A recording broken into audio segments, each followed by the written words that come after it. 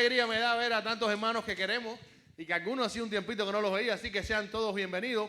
Queremos decir algo. Miren, venga a disfrutar el culto. Tenemos muchos problemas, muchas situaciones, tenemos planes cuando terminemos de aquí.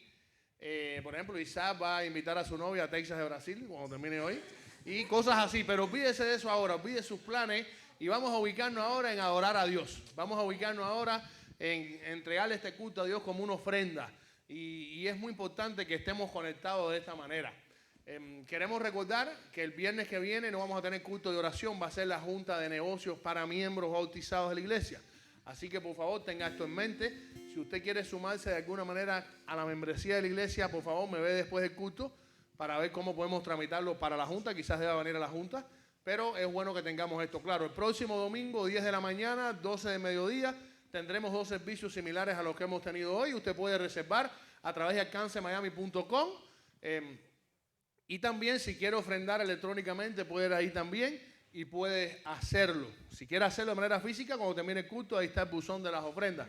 Lo importante es que estamos aquí y estamos listos para alabar y glorificar el nombre de Dios. Vamos a orar para comenzar el culto. Dios, gracias por este día que nos has regalado, Señor, sin merecerlo. Gracias por el regalo de tu Hijo Jesucristo. Gracias porque a través de Él tenemos vida eterna. Ahora en tus manos ponemos este culto. De manera humilde te lo entregamos a ti, te lo ofrecemos como una ofrenda que solo tú mereces, oh Dios. Apura los pasos de los que no han llegado. Ayúdanos a disfrutar este tiempo, a ser susceptibles también a tu palabra, oh Dios, y a que juntos podamos adorarte en espíritu y en verdad. En el nombre de Jesús te lo pedimos todo y te damos gracias. Amén. Vamos a ponernos de pie y así alabamos al Señor en esta preciosa mañana. Él es el Cordero que fue inmolado, el que entregó su vida por cada uno de nosotros, y Él es la razón por la cual estamos aquí en este día, para celebrarlo, para bendecirle, para darle gracias a Él. Así que vamos a cantar y te pido que cada canción que cantemos tú la hagas una oración y puedas expresar todo lo que hay en tu corazón el día de hoy para nuestro Señor. Él es real y su presencia está aquí en medio de nosotros. Adorémosle.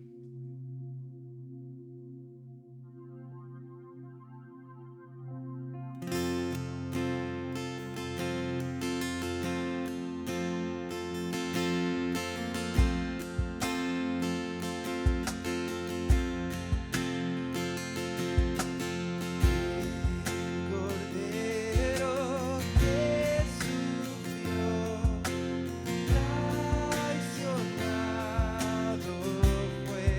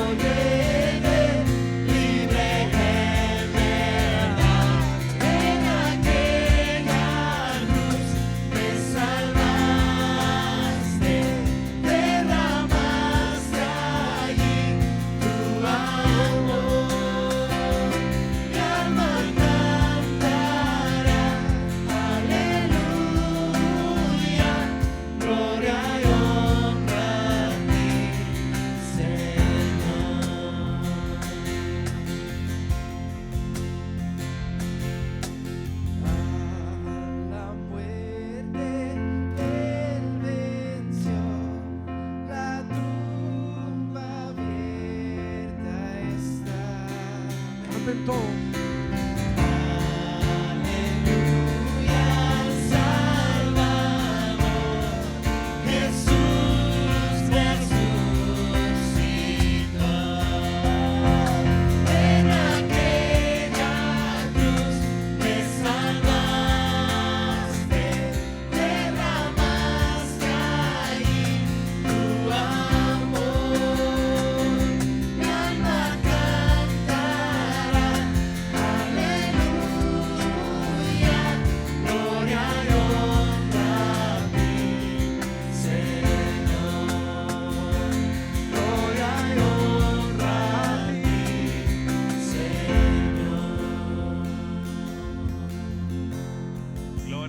Sean a ti, solo a ti, Señor,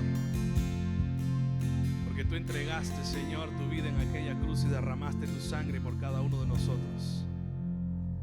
Que hoy, mi hermano, no sea un domingo más, que el motivo y la razón por la cual tú estás aquí hoy sea para alabar y adorar el nombre de nuestro Salvador, el que nos compró con su sangre, el que compró su iglesia a muy alto precio. Gracias, Señor, porque somos tu iglesia y tú nos has llamado. Y al ser tu iglesia, Señor, también tenemos responsabilidades delante de ti, y te pedimos hoy, Señor, que con tu Santo Espíritu nos hables, Señor, y nos hagas ver el propósito por el cual tú nos has llamado. Quizás, Señor, hemos extraviado el camino y nos enredamos en las cosas cotidianas. Y nos ocupa mucho, Señor, el mundo, y nos olvidamos, Señor, de lo que tú nos has llamado a hacer. Si hoy, mi hermano, tú estás aquí y no sabes el propósito por el cual Dios te ha llamado, yo te pido que hoy le digas en oración al Espíritu Santo de Dios: háblame, muéstrame, porque yo quiero, Señor, hacer tu voluntad. Gracias, Señor, porque somos tu iglesia, mi Dios. Te adoramos y te exaltamos.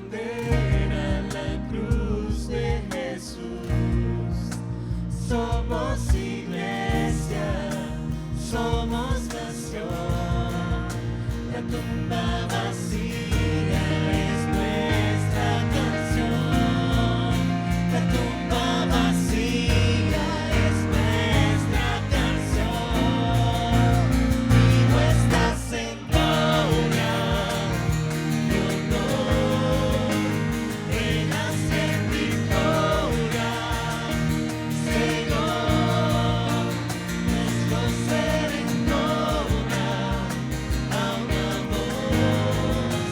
Cristo eres Dios, Cristo eres Dios. Tú estás en gloria y honor, reinas en victoria, Señor. Nuestro ser entona a una voz. Cristo eres Dios, Cristo eres Dios.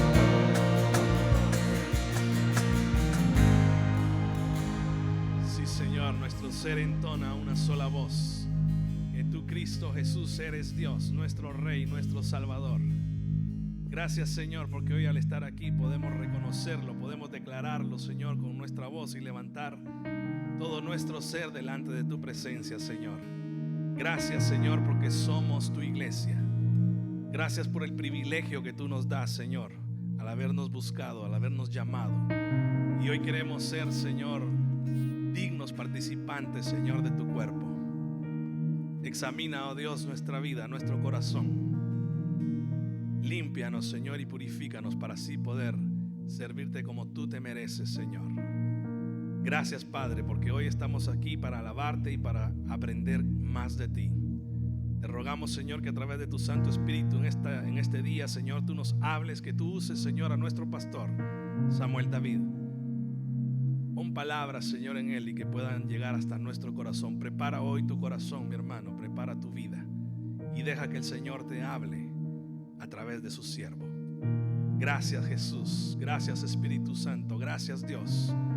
Muévete con libertad en medio de nosotros, Señor, porque te lo pedimos en el nombre precioso de tu Hijo, nuestro Salvador Jesús. Amén y amén. Gracias, hermanos. Pueden sentarse.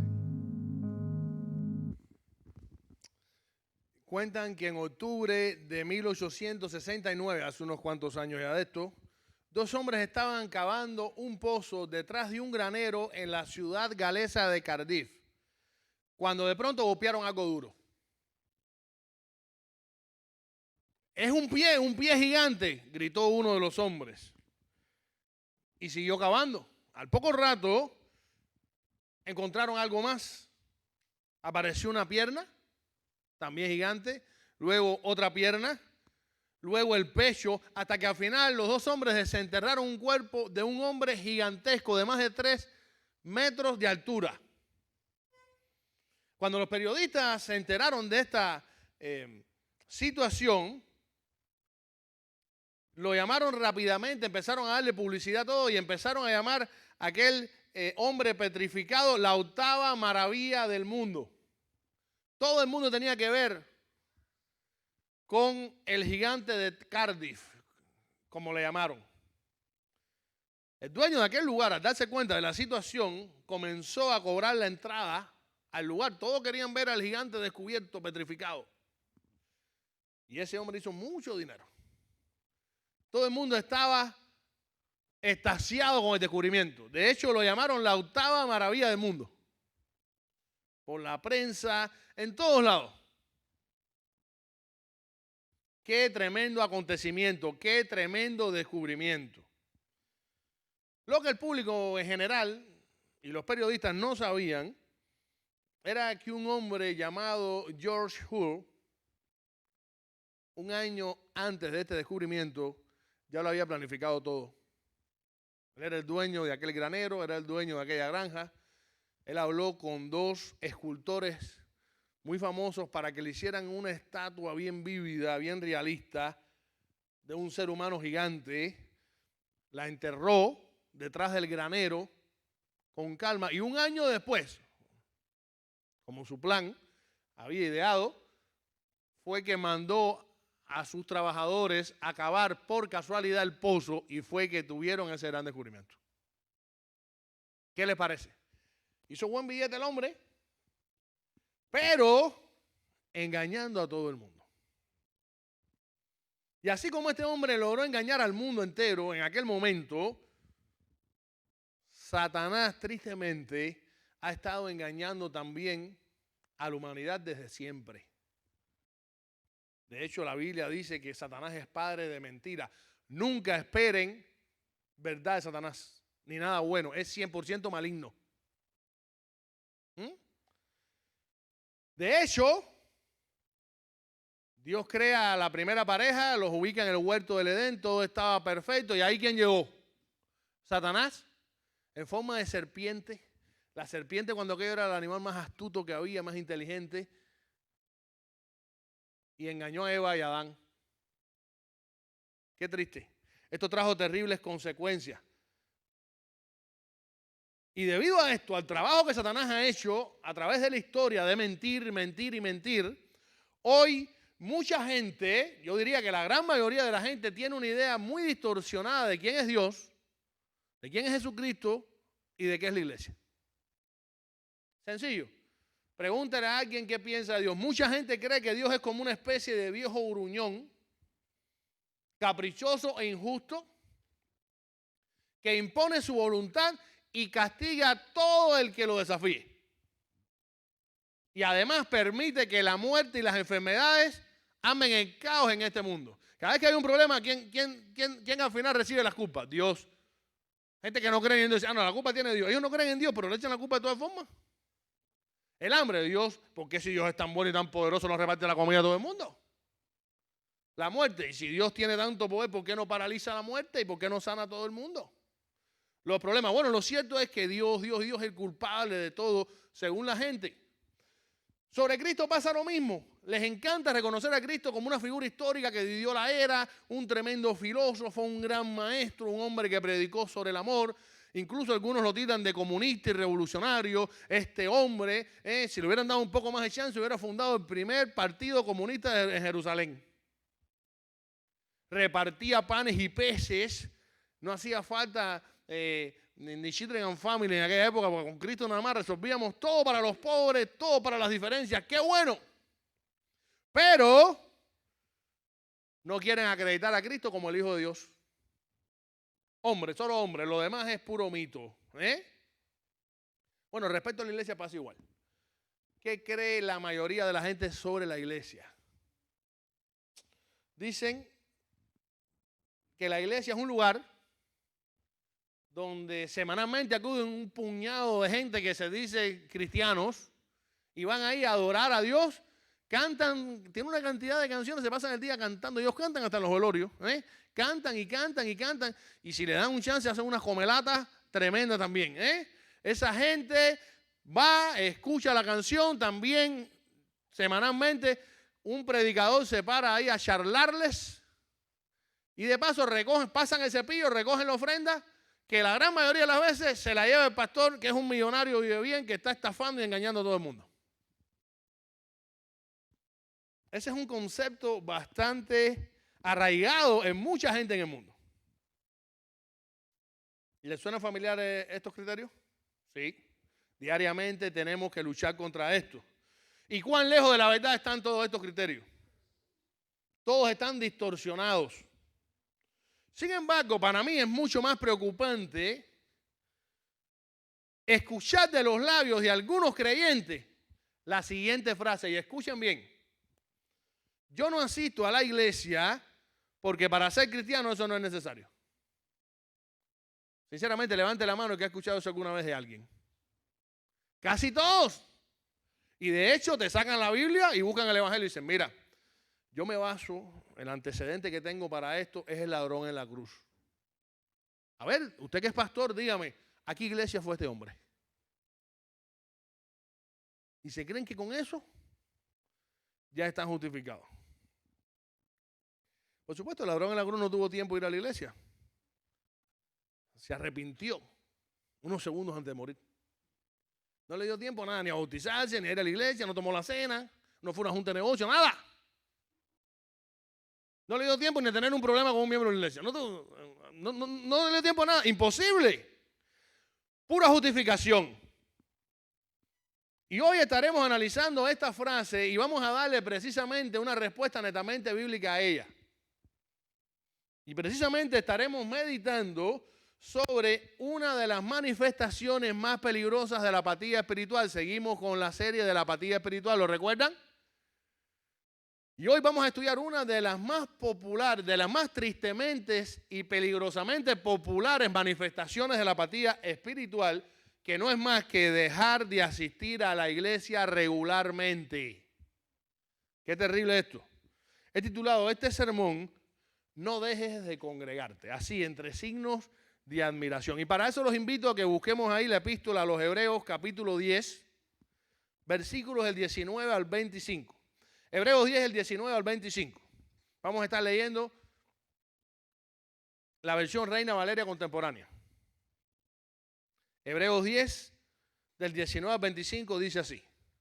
Hermanos, puesto que con toda libertad podemos entrar en el lugar santísimo por la sangre de Jesucristo, por el camino nuevo y vivo que Él nos abrió a través del velo, es decir, de su propio cuerpo, y puesto que tenemos un gran sacerdote al frente de la casa de Dios, acerquémonos con un corazón sincero y con la plena seguridad de la fe, con el corazón purificado de una mala conciencia y con el cuerpo lavado en agua pura.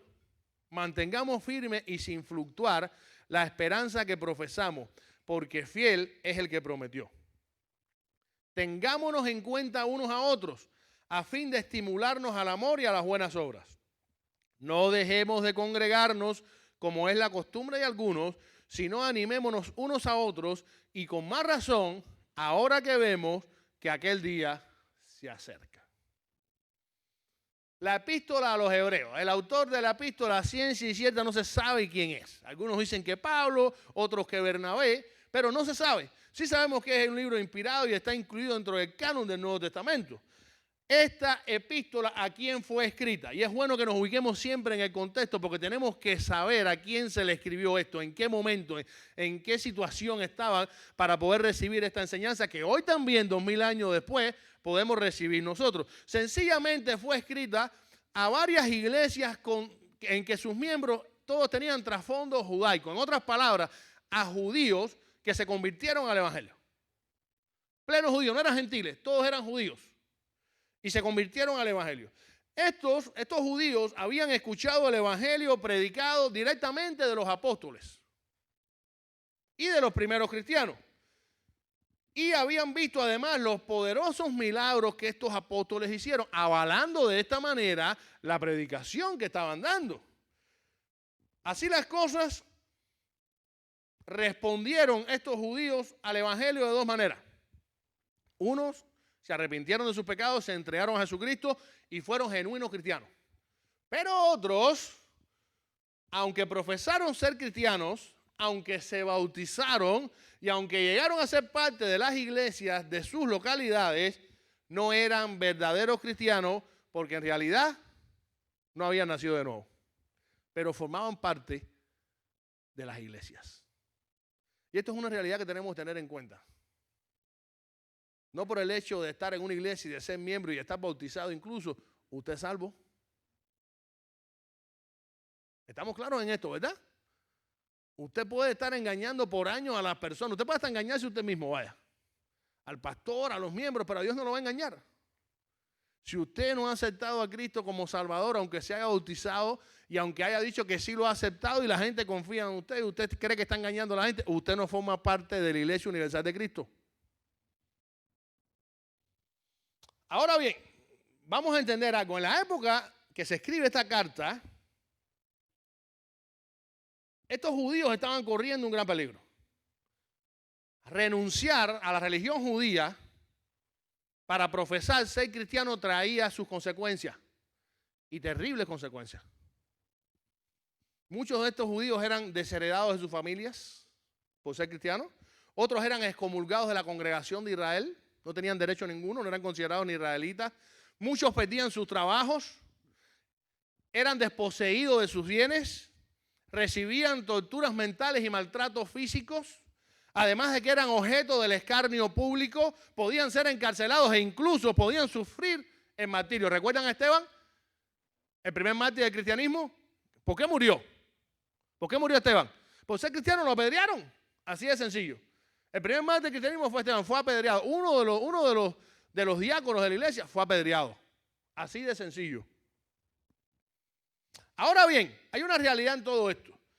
Si estos cristianos que antes habían sido practicantes de la religión judía, renegaban ahora de Cristo y volvían a profesar la ley judía, entonces eran perdonados y eran eximidos de muchísimos de estos castigos. Y esto traía como consecuencia entonces que los verdaderos creyentes judíos que habían aceptado a Cristo tuvieran que enfrentar una recia lucha, una recia persecución, lo cual podía desembocar en un peligroso desaliento o falta de fe, como es normal cuando hay persecución. Y por eso es que el autor de esta carta hace tanto énfasis en fortalecer la fe de los creyentes. Pero también habían judíos de los que habíamos dicho que en realidad no se habían convertido, aunque eran miembros de la iglesia, que veían esto como una buena opción. Mirar para atrás, me evito problemas. Y por eso es que también el autor de esta carta, durante todo el transcurso de ella, trata de demostrar sobre todas las cosas la superioridad de Cristo sobre Moisés, sobre la ley, sobre Josué, sobre el sacerdocio arónico e incluso sobre los ángeles. Y es en medio de esta situación que se escribe la epístola a estos cristianos hebreos y se les exhorta, escuchen bien, que este es el centro, el kit de este mensaje, a congregarse con el resto de los cristianos de manera regular. Por supuesto, en aquella época, congregarse no tenía la connotación, congregarse públicamente como iglesia, no tenía la connotación que tiene hoy para nosotros, aquí en Alcance Miami. Hoy nos congregamos aquí, ¿qué sucede? Nada. A estos judíos les podía costar la vida o estaban en peligro. Subí un video en mi muro de Facebook que me llamó mucho la atención y quiero destacarlo aquí. Y es el video de un pastor, dura apenas 4 o 5 minutos, en el que este hombre confesó que él estuvo en China hace un tiempo entrenando a líderes cristianos, pero de una manera underground, imagínense. La iglesia en China es perseguida, muchos prisioneros, muchos muertos, destruyendo los templos, y este hombre fue a preparar algunos líderes, alrededor de 22 líderes chinos, en un pequeñito lugar, en un hotelito, en una habitación pequeñita. Poco a poco fueron subiendo de 2 en 2 para no llamar la atención. El hombre estaba viviendo una especie de aventura de terror en todo aquello, tremenda tensión como en la película, pero sin música de fondo. Lo que estaba de fondo era la tensión. El asunto es que fue subiendo la gente hasta que al final ya estaban ahí los 22 chinos ahí, los líderes, y el hombre, el americano. El hombre estaba un poco tenso y le preguntó, bueno, ¿están todos bien? Sí. ¿Qué tiempo de recorrido para él? No, como 13 horas en tren. Un tren chino no debe ser fácil. 13 horas, sí, sin parar. Bueno, una pregunta, más o menos ustedes, ¿qué cantidad de gente ustedes ministran? Ustedes 22 más o menos, ¿pueden sacar el cálculo? Empezaron a sacar el cálculo y dijeron, sí, más o menos, nosotros más o menos ministramos unas 20 millones de personas. ¿20 millones? Sí. Y viene acá una pregunta, si ahora mismo llega la policía, ¿qué pasa? Dijo el americano. Pastor americano. Bueno, mire, si es la policía, los chinos lo dijeron como si fuera fresco, ¿no? Como una lechuga. Dice, si es la policía, a usted lo deporta y a nosotros nos llevan presos. Sí, nos llevan presos.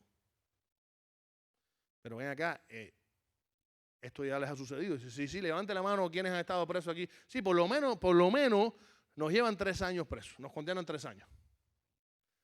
Y cuando dijo, levante la mano, prácticamente todos ya habían estado presos alguna vez, por lo menos 3 años. Este hombre quedó impactado. Para cómo dice, no, ellos no viajaron 13 horas y no vinieron arriesgando su vida para que tú le hables 2 o 3 horas. El entrenamiento tiene que durar todo el día, desde por la mañana hasta por la noche. Y cuando se termina ya el entrenamiento, el hombre estaba agotado. Dice, bueno, hermano, vamos a orar. Yo quiero orar por ustedes. ¿Tiene alguna petición? Y uno de los líderes chinos se levanta y dice, hermano, yo quisiera que usted orara para que nosotros aquí en China podamos tener lo que tienen ustedes en las iglesias de Estados Unidos, la libertad que ustedes tienen. Queremos ser como ustedes. Y el hombre, el pastor americano, con tremenda valentía, yo imagino que haya sido duro tener que decir esto, dijo, hermano, lo siento, pero no puedo acceder a esta petición. Miren, En mi país, ustedes viajaron 13 horas, ¿verdad? Si alguien tiene que viajar más de media hora para ir a una iglesia, no va. Ustedes han estado todo este día sentados en el piso, en este piso de madera duro. En mi país, en las iglesias, si no tienen aire acondicionado, buenas condiciones y asientos acolchonaditos, es muy difícil que la gente quiera ir a la iglesia. Ustedes ven que hemos estado todo el día aquí sin protestar, hablando de la palabra de Dios e instruyéndonos. En mi país, si el culto dura un poquito más de 1 hora y media, la gente está desesperada por irse. A almorzar, a pasear, o ya terminó mi cuota de cristianismo hoy. Por lo tanto, queridos hermanos chinos, yo no puedo orar para que ustedes sean igual que nosotros. Yo voy a orar para que nosotros seamos igual que ustedes. Oye, tremenda enseñanza. Y es que precisamente a esos cristianos chinos les iba la vida en reunirse y en congregarse, como le pasaba a estos hebreos 2000 años atrás, y como no nos pasa ahora literalmente a nosotros, gracias a Dios, pero no nos está pasando. Ahora bien, yo quiero hacer una pequeña aclaración. Con este sermón no nos estamos refiriendo a aquellos hermanos que por motivos de enfermedad, ya sea crónica o transitoria, no puedan asistir regularmente a la iglesia. De hecho, ahora tenemos hermanos de la congregación que están enfermos de COVID, por ejemplo, y no pueden venir, o tienen alguna enfermedad y no pueden asistir. Eso está muy claro. Tampoco estamos haciendo referencia a aquellos que, por ejemplo, trabajen a la hora del culto. Hay personas que ahora mismo tienen que trabajar y no les queda otra. Esas personas hacen sus ajustes, por supuesto, quizás asisten en otro horario o no les queda más remedio que alimentarse espiritualmente de otra manera, ¿no? Ver los cultos grabados, gracias a Dios tenemos la tecnología. Pero sí nos queremos referir a aquellos hermanos que pudiendo verdaderamente congregarse sin tener ningún obstáculo, no lo hacen de manera regular. O asisten, pero como parte de una rutina religiosa. El domingo en la iglesia. Entro, cojo, me tomo la temperatura. Entro, participo, qué sé cuándo, acabo el culto, me voy. 1 hora y media. Perfecto, voy a ponerlo aquí en el schedule mío semanal. Estos hermanos están, pero no están. Y por último, me atrevería a incluir también, y sin que nadie se ofenda, con mucho amor lo digo, a aquellos que de alguna manera enfermiza vienen a todos los cultos, o a la gran mayoría, pero llegan tarde siempre. Y se pierde la gran mayoría del pastor espiritual. Siempre en una iglesia hay chiste con las personas que llegan y dicen, este llegó con el amén, este vino a bendecir al pastor. Ya cuando el pastor está dando el amén, ya, cuando estaban cantando el último himno, entró fulano. Siempre hay personas que acostumbran a eso, pero estas personas también con amor los exhorto a que analicen lo que vamos a ver hoy aquí. Muchos son los pretextos que ponen estos hermanos para no asistir regularmente a la iglesia. No, he tenido muchas malas experiencias. Yo he ido a 15 iglesias y en todas me han tratado mal. Qué malévolos son. En realidad, si eso te ha pasado, déjame decirte que hay grandes posibilidades que a lo mejor el problema seas tú. Porque si en 15 iglesias todo el mundo es malo. Otros dicen, ¿para qué voy a ir a la iglesia esta de la esquina o a la otra? Si miren, yo escucho todos, pero todos, los domingos del sermón que da John Piper en su iglesia. Espectacular, insuperable. ¿Para qué quiero más? Espiritualmente me lleno casi que floto. Y además, también tengo tremenda música porque pongo de pronto las canciones de Casting Crown y eso me hace elevarme al 8º cielo. Lo tengo todo, adoración y tremendo mensaje. ¿Para qué ir a la iglesia? Dicen estos hermanos. Pero bueno, si piensas así, querido amigo, que me estás escuchando, que estás aquí quizás presente, y te ves reflejado en estos ejemplos, me gustaría hacerte una pregunta inicial para comenzar este análisis que vamos a hacer. Y mi pregunta es la siguiente. ¿Cuán importante es para ti Jesucristo? De verdad, sin pelos en la lengua. ¿Cuán importante es para ti Jesucristo?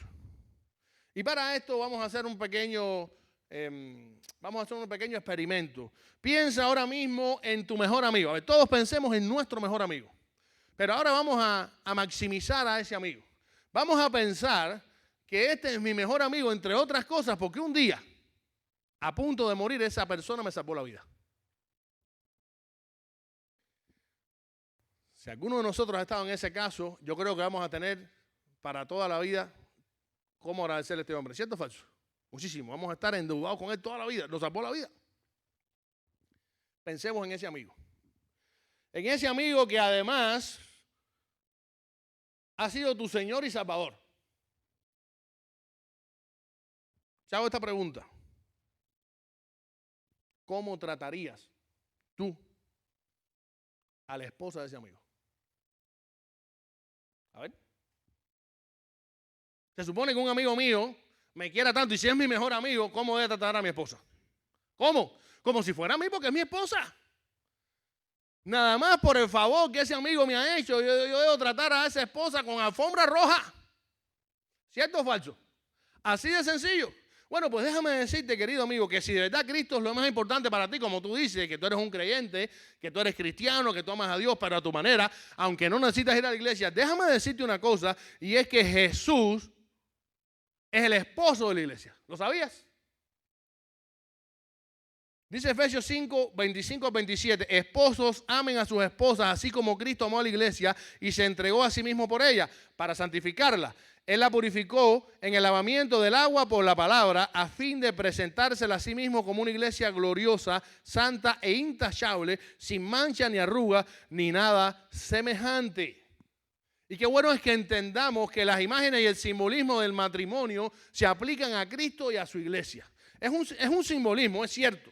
La iglesia está compuesta por ¿quiénes? Que en este caso sería la esposa.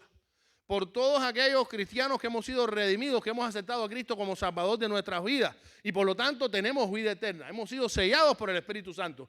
Somos la iglesia. Cristo, el esposo, por su parte, con mucho sacrificio y con amor, ha escogido a la iglesia, a nosotros, para que seamos como su esposa. Así de sencillo. Y tal como hubo un periodo de desposarse en los tiempos bíblicos, ¿recuerdan la historia de María y José, por ejemplo? Cuando María queda embarazada, ¿en qué tiempo estaban ellos? Estaban desposados, todavía no se habían casado, pero ya existía un compromiso. Generalmente transcurría un año desde que se desposaban hasta que se casaban. Pero durante ese tiempo era una especie de noviazgo apuntando ya a matrimonio. Y si esa persona quedaba embarazada, como el caso de María, debía ser apedreada. Se rompía el matrimonio por culpa de ella. Por eso José quiso dejarlo en secreto. ¿Se acuerdan? Asimismo, tomando el ejemplo del matrimonio, hay un periodo para desposarse, que es el periodo, espiritualmente hablando, que transcurre ahora, que es la era de la iglesia. Pero va a llegar el momento en que Cristo va a venir por su esposa en su segunda venida y sucederán entonces lo conocido como la boda del Cordero. Este simbolismo entre un esposo y una esposa nos deja bien claro lo importante que es la iglesia de Cristo para él. Iglesia por la que dio su vida, iglesia que redimió. Por lo tanto, es bueno que entiendas, querido creyente, que Cristo murió por ti y te otorgó grandes privilegios. Lo acabamos de leer, Hebreos 10, 19 al 23. Hermanos, puesto que con toda libertad podemos entrar en el lugar santísimo por la sangre de Jesucristo, por el camino nuevo y vivo que Él nos abrió a través del velo, es decir, de su propio cuerpo, y puesto que tenemos un gran sacerdote al frente de la casa de Dios, acerquémonos con un corazón sincero y con plena seguridad de la fe, con el corazón purificado de una mala conciencia y con el cuerpo lavado en agua pura. Mantengamos firme y sin fluctuar la esperanza que profesamos, porque fiel es el que prometió, o sea, Cristo. Debemos recordar que en el Antiguo Testamento solo el sumo sacerdote podía entrar al lugar santísimo una vez al año, después de cumplir ciertos ritos. Él tenía que purificarse antes de entrar, porque si entraba en pecado, ¿qué sucedía? Dios lo aniquilaba. Por eso los sumos sacerdotes entraban con una soga amarrada a la cintura, por si de pronto moría ofreciendo sacrificio, lo alaban, porque nadie, absolutamente nadie podía entrar ¿a dónde? Al lugar santísimo. Que por cierto estaba dividido el lugar santo, ¿por qué? Por un velo gigantesco y pesado. Que fue roto ¿cuándo? Cuando Cristo murió en la cruz. Y de una manera simbólica, pero real, esto trajo como consecuencia, ¿qué cosa? Con la muerte de Cristo. Que entonces tú y yo tenemos acceso directo a Dios a través de esa muerte. ¿Esto es una bendición o no? ¿Ustedes se imaginan cuánta gente quiso haber podido experimentar esto y no pudieron? Y tenían que depender del sacrificio que una vez al año hacía un sumo sacerdote, tan pecador como él. ¿Ustedes se imaginan de qué manera tan impersonal tenían ellos esa relación con Dios? Sin embargo, Cristo nos otorga este privilegio. ¿Por qué entonces vamos a menospreciarlo? ¿Cómo lo podemos menospreciar? Fácil. Desobedeciendo la palabra de Dios. ¿Cómo? Creyendo equivocadamente que podemos vivir en armonía con Dios sin congregarnos juntos con los hermanos de la iglesia. Es una gran mentira que Satanás le ha hecho creer a mucha gente. Sí, hermanos, porque tenemos que entender que Cristo no solo murió por mí, murió por toda la iglesia. Una frase muy recurrente en este tipo de hermanos o de personas que dicen que no hay que asistir a la iglesia es: yo soy la iglesia. Digo, la iglesia, yo soy la iglesia, Cristo murió por mí. Yo a lo mejor puedo formar parte de una orquesta tocando la tumbadora. Soy tremendo tumbador. Y puedo tener las tumbadoras en mi casa y tengo a los vecinos locos practicando tumbadora a las 2 de la mañana. Me dicen Samuelito tumbador de Jalía. Pero si yo quiero ahora dar un concierto abajo del Palmetto con la tumbadora, para ver si alguien me regala algún dólar, de paso, por si acaso me llevo acá y pagar unos cuentos, porque creo que le van a dar más a él que a mí. Eso no significa que cuando yo esté tocando la tumbadora abajo del Palmetto, yo pueda decir que yo soy la orquesta. No. Yo formo parte de una orquesta que solo funciona cuando ¿qué? Cuando todos los instrumentos nos unimos y damos un concierto. Ahí yo puedo decir que formo parte de la orquesta. Pero yo no soy la orquesta, como tampoco lo es el pianista, como tampoco lo es el saxofonista solo. El gran pastor Charles Stanley ha enseñado por años 30 principios de vida que pone en práctica. Y si usted va a la Biblia que tiene los comentarios de él, usted lo va a encontrar. Yo la tengo. Gracias a Dios ha sido de mucha bendición para mí. Y uno de estos principios dice lo siguiente: ningún creyente ha sido llamado a transitar solitario en su peregrinaje de fe. Ninguno. Absolutamente ninguno. Esto implica que nosotros estamos llamados a vivir una vida en comunidad con los creyentes, no aislados. O en otras palabras, en la vida del cristiano no hay Don Quijotes de la Mancha ni lobos solitarios. Nadie puede vivir la vida aislado, la vida cristiana. De hecho, si partimos del mismo significado de lo que significa la palabra iglesia, de la palabra iglesia en griego, eclesia, significa asamblea, asamblea convocada. Alguien que convoca, que saca fuera a las personas, que convoca a una reunión o a una asamblea. Y es un término importante, no es singular, es plural. Aunque es una asamblea, implica mucha gente. No está llamando a una persona, está llamando a un conglomerado de gente, a una reunión, a muchas personas. ¡Wow! ¿Y quién convoca a la asamblea de Dios? Dios. Así de sencillo. Cuando asistimos a las reuniones, venimos convocados por el propio Dios.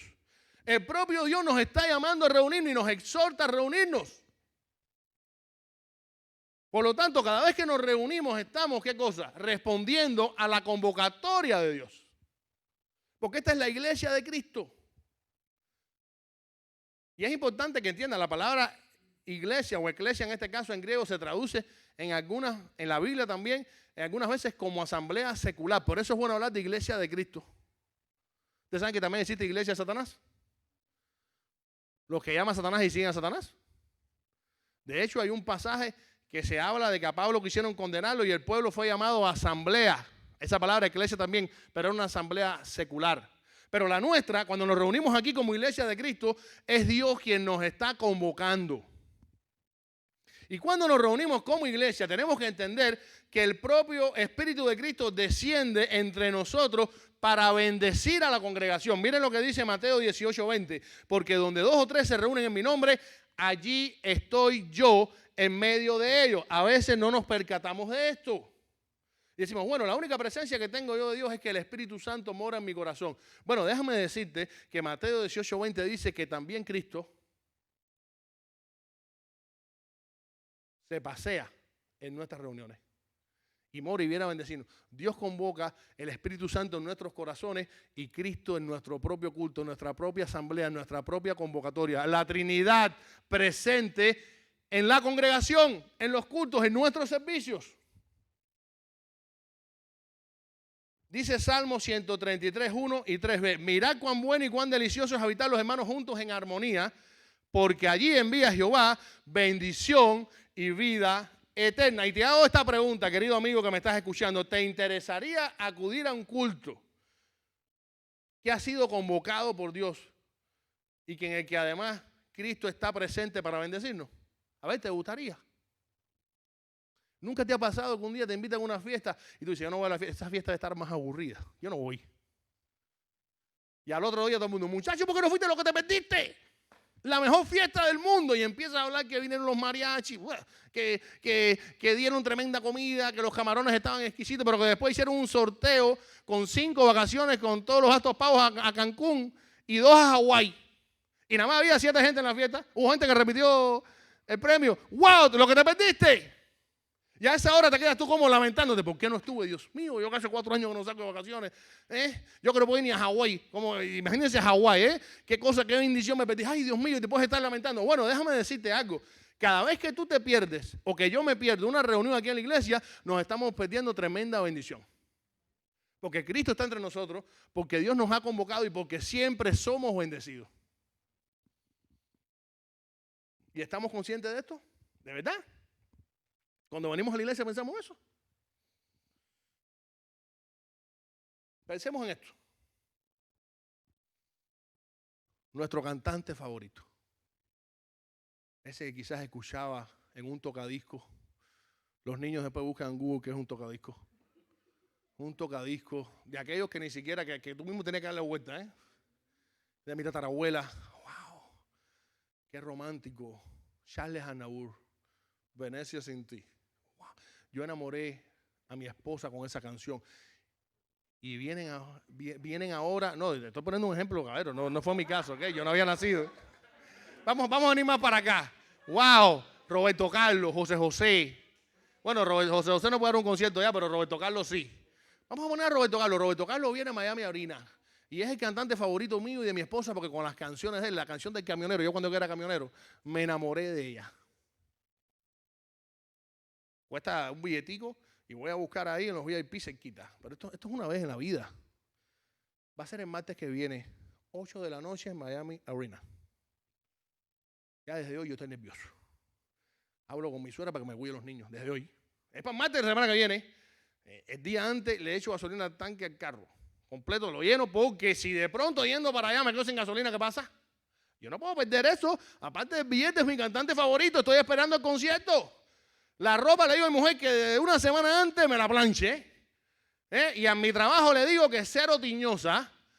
A las 3 tengo que salir porque tengo que ir al concierto de Roberto Carlos.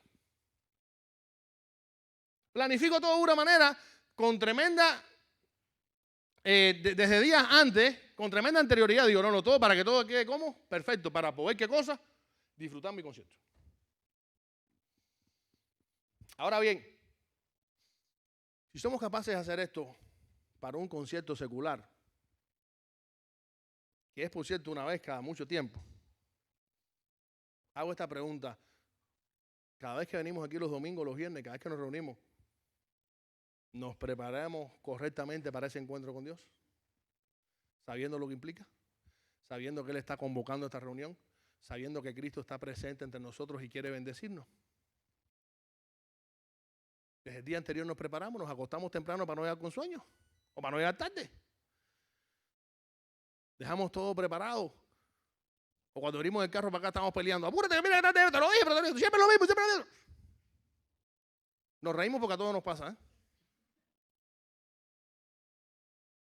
El sábado yo sé que el domingo tengo que estar temprano, pero ese es el único día que tengo para disfrutar. Me acosté a las 5 de la mañana jugando dominó. Total, te dieron tremenda paliza. Ya esa hora llegas aquí que no puedes ni. Y el pastor predicando y tú roncando ahí. No porque estaba trabajando, a lo mejor estás trabajando y este trabajo y hay gente que hace tremendo esfuerzo, perfecto. ¿Se dan cuenta de lo que estoy hablando? ¿Cómo subestimamos a veces el congregarnos?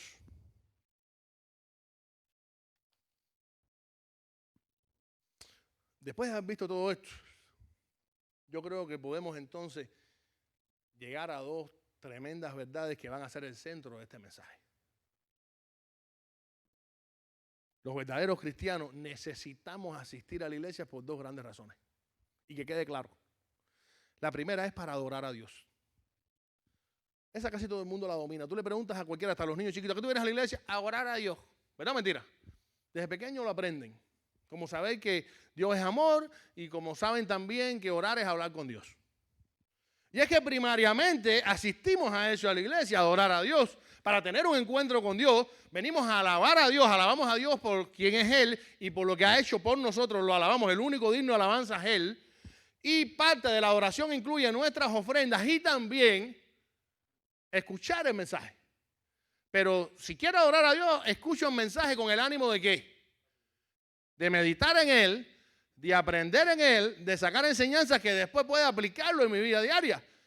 Eso implica, ahí lleva mi parte de adoración a Dios cuando estoy escuchando el mensaje.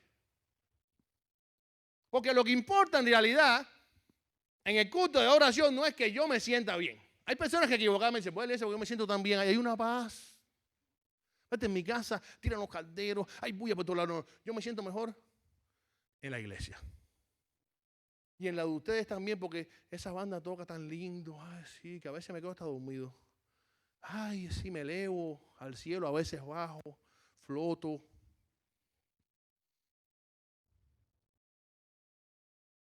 Hermano, no importa cómo tú te sientas. Aquí venimos a orar a Dios. Y exclusivamente a Dios. O sea,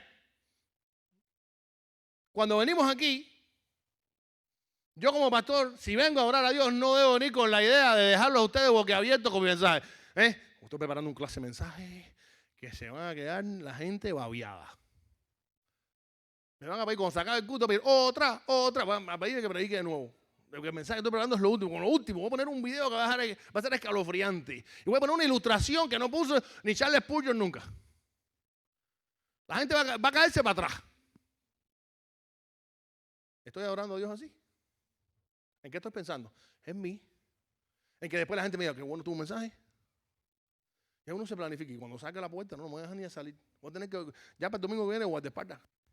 Porque el mensaje que traigo hoy, ¡equivocado! Eso no es adorar a Dios. Debo venir con la idea de ponerme en manos de Dios y que Dios me utilice a mí, un simple pecador miserable. ¿Para qué? Para que su palabra penetre en el corazón de la congregación y que podamos ser edificados, así de sencillo. Eso es adorar a Dios. La banda no puede venir en función de impactar con su música a la gente. Porque si no sería un show como el de Roberto Carlos.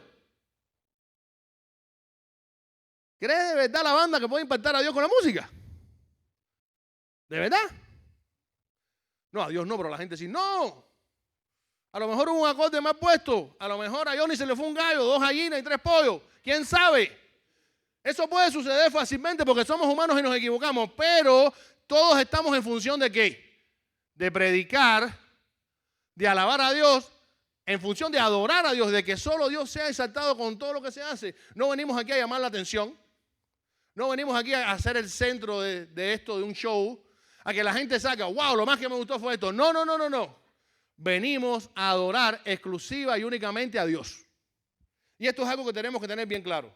Y en sentido general, este es un concepto que la gran mayoría de la gente tiene claro. Y estas personas de las que estamos hablando aquí, de las que no se congregan, de hecho lo tienen según ellos tan, pero tan claro, que por eso es que no vienen aquí.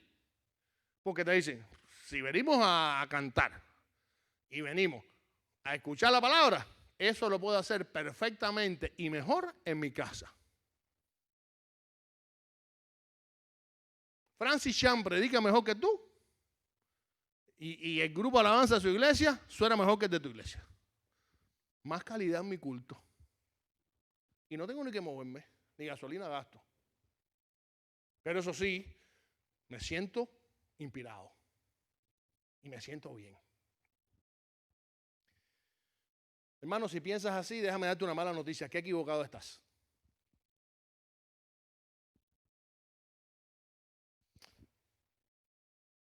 Tenemos que percatarnos de que no podemos venir a la iglesia con un espíritu individualista ni egoísta. No podemos tener un espíritu egoísta en el culto.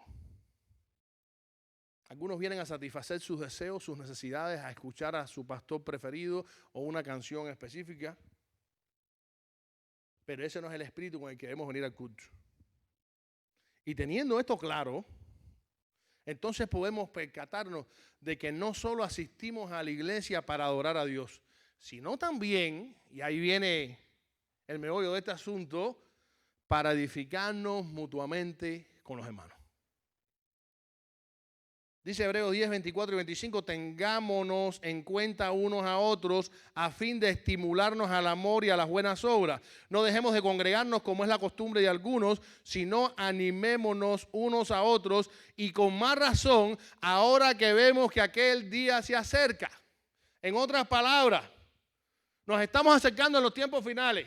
Cada vez es más difícil permanecer en la fe. Debemos, por tanto, preocuparnos por nuestros hermanos con el objetivo de que todos seamos edificados. A la iglesia venimos a qué? Aparte de adorar a Dios, a edificarnos unos a otros. Y eso implica que debemos provocarnos unos a otros para ser fervientes en nuestro amor y en nuestras buenas obras. Venimos a animarnos unos a otros. Y esto implica también que venimos aquí a canalizar nuestros dones, a poner nuestros dones al servicio de Dios. O se nos ha olvidado que Dios nos ha dado dones a todos, por lo menos uno. Cada creyente tiene al menos un don y muchas veces ni siquiera hemos descubierto cuál es ese don. ¿Dónde debemos ponerlo en práctica? Aquí en la iglesia. Miren lo que dice 1 Corintios 14, 12. Lo mismo pasa con ustedes, puesto que anhelan tener los dones espirituales, procuren abundar en ellos para la edificación de la iglesia. Absolutamente todo lo que hacemos aquí no solo debe adorar a Dios, sino también edificar a cada uno de los creyentes.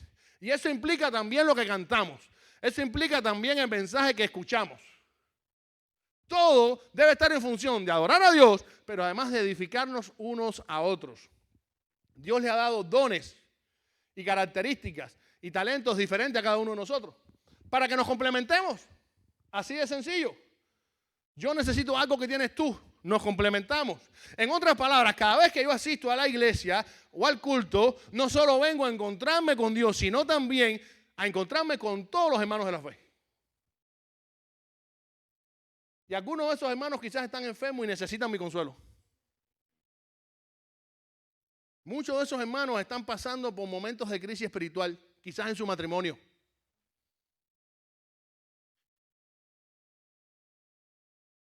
Otros están luchando con adicciones que a veces hasta desconocemos. Y necesitan nuestra ayuda. Algunos están a punto de apartarse de Dios. Otros están marchando por buen camino. Lo cierto es que absolutamente todos nos necesitamos mutuamente. ¿Quién no ha estado una vez en una crisis y ha venido un hermano y le ha dado un buen consejo? Dígame. Quizás el que menos te esperaba.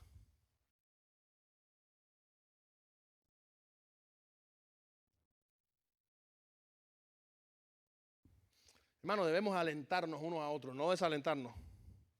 A veces somos especialistas en desalentar al hermano en vez de alentarlo. La Biblia nos dice que debemos alentarnos unos a otros. La Biblia nos dice que debemos edificarnos, no destruirnos unos a otros. La Biblia dice que debemos amarnos, no odiarnos unos a otros. Cada vez que nos congregamos en la iglesia. Y esto es algo que quizás hemos perdido. Nos concentramos nada más en adorar a Dios. Y después, hablar del viaje a la playa que tenemos planificado. ¿Nos ha pasado o no? ¿Verdad que este segundo punto muchas veces se nos olvida? Y Dios nos está hablando a través de la palabra constantemente. Ámense unos a otros, exhórtense unos a otros, aliéntense unos a otros, porque lo necesitan. Todos lo necesitamos. Ahora bien, en este pasaje, más allá de esto, hay un peligro latente y quiero que presten mucha atención. Y es el peligro de la apostasía. Entendemos por apostasía de manera simple, para que tu niño lo entienda, el abandono de la fe.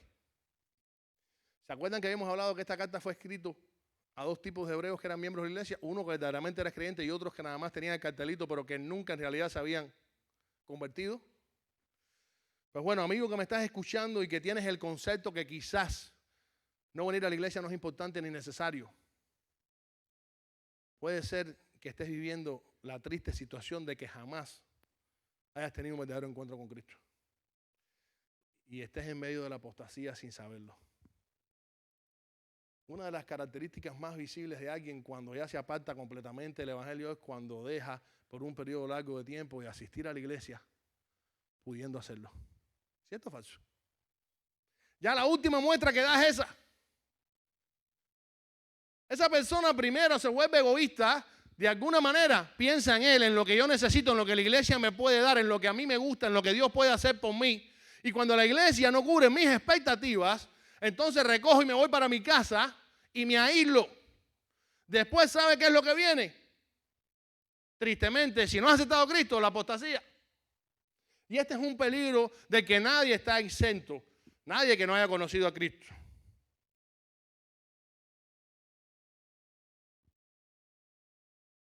Nosotros le damos gracias a Dios porque sabemos que es bíblico lo que se conoce en teología como la perseverancia de los santos. Y de esto estuve hablando la semana pasada. Un verdadero creyente, pase lo que pase, jamás se aparta del evangelio. Aun cuando peca, aun cuando falla, el Espíritu Santo vela por esa persona. Y Dios nos cuida de tal manera que siempre nos encarrilamos nuevamente en Jesucristo y perseveramos hasta el final. Y llegaremos al cielo aun cuando hayamos cometido muchos pecados.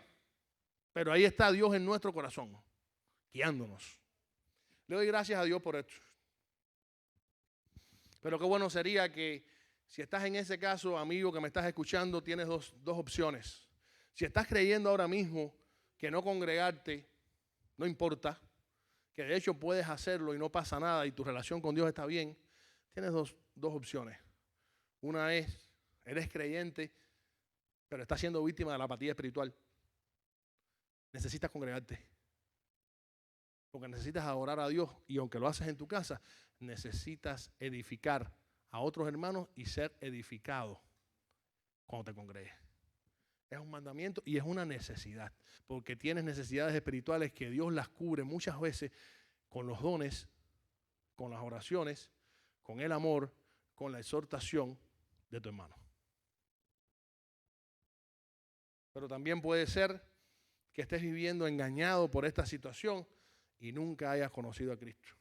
Creas que eres creyente, pero no lo eres. Y si este es tu caso, amigo, te invito a que recapacites. Ojalá este mensaje te pueda ayudar y darte cuenta que necesitamos de Dios, pero también de nuestros hermanos. Pero a ti específicamente, acepta a Cristo como Salvador.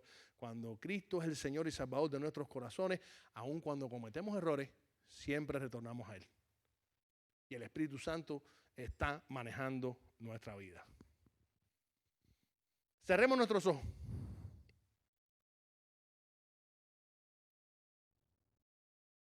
Y transportémonos en el tiempo, aquella noche en que los discípulos con miedo se reunieron después que Cristo había muerto y había resucitado.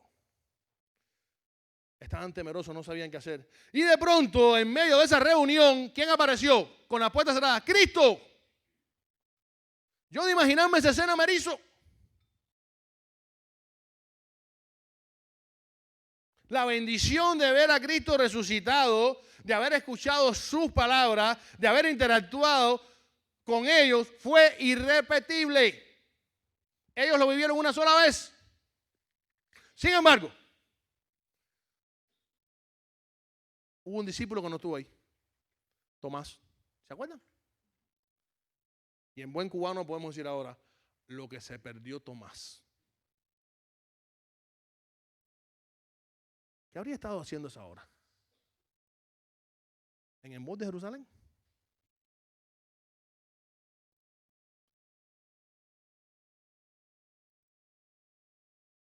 ¿Celebrando una fiesta con los amigos? ¿Descansando porque estaba muy cansado? ¿O tenía mucho miedo y déjame ni acercarme con esta gente porque si de pronto nos agarran reunidos capaz que nos maten, igual que Cristo? Yo no sé lo que habrá estado haciendo Tomás. Yo lo único que sé es que se perdió una bendición irrepetible. Y eso nos puede pasar a nosotros cada vez que nos ausentamos a la iglesia irresponsablemente. Nos perdemos enormes bendiciones. Muchas de ellas únicas e irrepetibles. Quizás nos perdimos un testimonio que hubiera sido de gran impacto para el problema que yo estoy viviendo. Me perdí la oportunidad que toda la iglesia estuviera orando aquí conmigo a mi alrededor.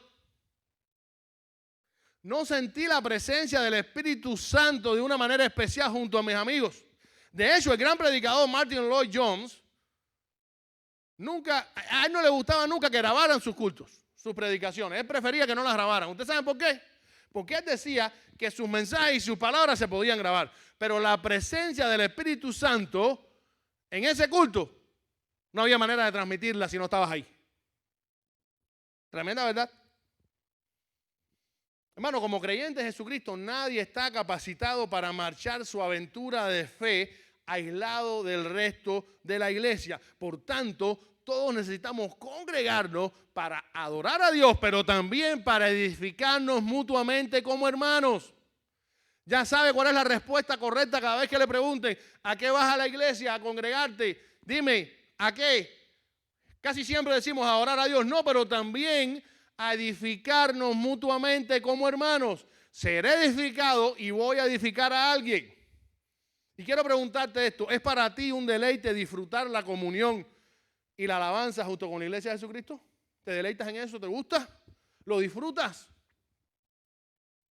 ¿Cómo te sientes cuando no puedes venir a la iglesia? ¿No pasa nada? Voy de aquí 15 días. Hay más tiempo que vida, 52 domingos. Algunos tengo que fallar. 4 o 5, vamos a poner 4 o 5 como promedio. ¿Te imaginas que Dios actuara tan a la ligera cada vez que le pidieras algo en la oración? Señor, ayúdame en el examen de matemáticas. No, pero esta semana no me toca y no tengo en el schedule ayudarte a ti. Voy a ayudar a Karen. ¿Te gustaría? ¿Te preparas antes de ir a cada servicio? ¿Nos preparamos? Los judíos, cuando iban a celebrar la Pascua o cuando celebraban el día de reposo, que era toda la semana, se preparaban desde el día anterior, de una manera celosa. ¿Y nosotros por qué no lo hacemos? Cuando llegamos tarde a un culto de manera repetida, ¿cómo nos sentimos? ¿Nos importa o no? ¿No nos interesa llegar cuando el pastor está predicando a medio culto o nos perdimos la alabanza? ¡Caramba! Debe interesarnos. Porque es algo importante, estamos asistiendo a un culto convocado por Dios, recuerden, en el que Cristo está entre nosotros y en el que vamos a ser bendecidos. Dios merece toda nuestra mejor preparación. ¿Hemos visto alguna vez la fogata?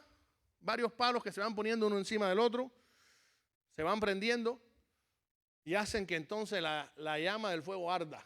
Pero ¿qué sucede si empezamos a quitar poco a poco esos palos, esa leña? La llama disminuye. Así somos los creyentes respecto a la iglesia, querido amigo. Todos nos necesitamos unos a otros para edificarnos unos a otros y arder en el Espíritu. El asistir a la iglesia periódicamente implica una acción vertical hacia Dios. Venimos a orar a Dios, ¿lo recuerdan? Pero también una acción horizontal respecto a los creyentes, edificarnos unos a otros. E ignorar esta gran verdad hará que actuemos equivocadamente respecto a este tema. Y las consecuencias pueden ser funestas. porque no podremos ser bendecidos por Dios si no asistimos a la iglesia, ni edificados por los hermanos. Por lo tanto, asumamos con responsabilidad y con deleite asistir a la iglesia cada vez que podamos, periódicamente, a los cultos, a los servicios que convoquemos, de tal manera que podamos decir como el salmista: yo me alegré con los que me decían, a la casa de Jehová iremos. Vamos a orar. Dios, gracias por este tiempo en que tú nos has hablado claro a través de tu palabra. Sé con aquellos hermanos que ahora mismo por algún motivo han estado creyendo hasta hoy que no congregarse no interesa y no tiene consecuencias. Ayúdalos a entender, oh Dios, que tu Espíritu Santo les haga recapacitar y que puedan entender que a la iglesia debemos venir no solo a adorarte a ti, sino también a edificarnos unos a otros entre los hermanos. Gracias por los dones que has puesto en nuestras vidas. Ayúdanos a vertirlos aquí en el servicio tuyo en la iglesia. Gracias por esos hermanos que constantemente nos alertan, nos consuelan, nos exhortan, nos aman, nos animan en medio de las dificultades. Gracias porque también muchas veces nos usas a nosotros para animarles, exhortarlos y amarles a ellos. Gracias por tu Hijo Jesucristo. Ayúdanos, oh Señor, a deleitarnos en congregarnos con la iglesia, sabiendo que tú nos estás convocando, que Cristo está presente entre nosotros, que el Espíritu Santo está en nuestros corazones y que siempre, absolutamente siempre que vengamos con un espíritu de adoración y humildad, seremos bendecidos por ti. Guíanos, bendícenos y haz que podamos poner en práctica este sencillo mensaje tuyo. En el nombre de Jesús te lo pedimos todo y damos gracias. Amén. Amén. Así puestos de pie, nos despedimos alabando al Señor y dándole gracias por este tiempo sublime, maravilloso en el que hemos podido celebrar este acontecimiento, la cena del Señor. Así que examínanos, oh Dios, y limpia nuestros corazones. Queremos ser puros y queremos ser dignos de ti, Señor.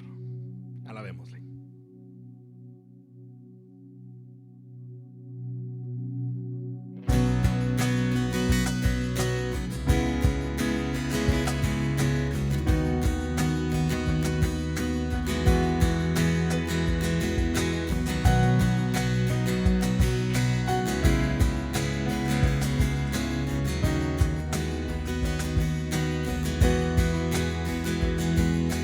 Alabado sea Dios.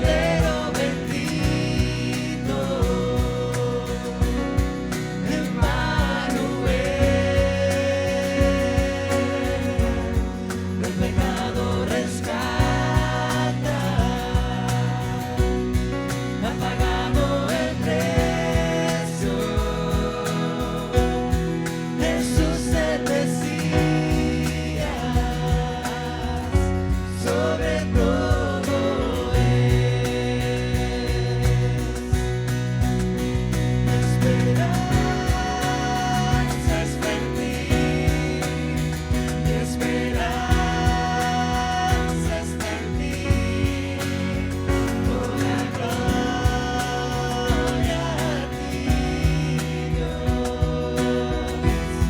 tú eres la luz, Jesús el Mesías, nombre sobre todo, Cordero bendito, Emmanuel, el pecado rescata, ha pagado el precio, Jesús el Mesías, sobre todo Jesús el Mesías. Jesús el Mesías, sobre todo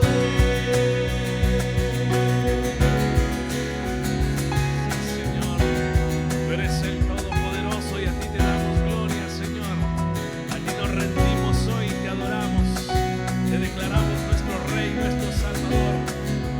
Gracias, Señor, porque nuestra vida está en tus manos, porque te pertenecemos solamente a ti, mi Dios. Dale un fuerte aplauso al Rey de Reyes, el Señor de Señores. Gracias, hermanos. Dios les bendiga. Por favor, si usted no todavía tiene su copita en la mano, por favor, después la deposita ahí para botarla. Cuidado, no se bote. Si se bota en el piso, anúncelo para limpiarlo lo antes posible o arriba de los asientos. Pero recuerde después, si acaso, botarla ahí en la basura. Le damos gracias a Dios por este tiempo. Recordamos que tenemos una larga lista de enfermos. Especialmente oremos por Ernesto, que va a tener un nuevo tratamiento pronto. También por Juanchi y Olguita, que están delicados en el hospital ingresados con el COVID. Oremos por ellos también. Y bueno, tenemos muchos enfermos más. No desmayemos en la oración. Recuerden que tenemos un reto que sigue vigente, al menos una hora de oración con el Señor al día. Qué bueno que podamos dedicar una hora a plena comunión con Él, una hora de oración, hablando con Dios, una hora dedicándole tiempo de calidad a Dios, así como se lo dedicamos a otras cosas. Estoy seguro que si hacemos esto vamos a ver grandes cosas, ya las hemos visto. Perseveremos, tengamos fe y dejemos que Dios actúe. Así que terminamos en oración. Dios, gracias por este día. Gracias porque tú eres bueno y para siempre es tu misericordia. Gracias, Dios mío, por la oportunidad que tú nos has dado de alabarte, de glorificarte y también, oh Señor, de edificarnos unos a otros con este culto. Ayúdanos a entender la necesidad que tenemos de congregarnos, de predicar tu palabra y de vivir en plena armonía contigo como tú lo has establecido en tu palabra. Ahora ponemos en tus manos a Ernestico, Dios, para que tú lo sigas ayudando en su tratamiento, para que seas con él, para que le bendigas, para que tu manto de sanidad lo cubra, oh Dios mío, y para que también le fortalezcas en medio de esta situación a él y a su esposa y a sus niños, oh Dios. Ayúdalo, estate con él siempre. Sé con Juanchi y con Olguita también en esta situación en que están, oh Dios. También te pedimos que los sanes, que los cuides, que los protejas y que ellos puedan tener paz aún en estos momentos difíciles. Ayúdanos a nosotros como iglesia a no solo perseverar en la oración, sino a estar dispuestos también a mostrar amor en cualquier necesidad que tenga algún hermano, Dios. Sé con el resto de los enfermos, con el resto de nuestras necesidades y haz que podamos descansar en el resto del día y que en cada cosa que hagamos en esta semana que recién comienza, podamos glorificar tu nombre. En el nombre de Jesús te lo pedimos todo y te damos gracias. Amén. Quedan despedidos, hermanos. Dios les bendiga.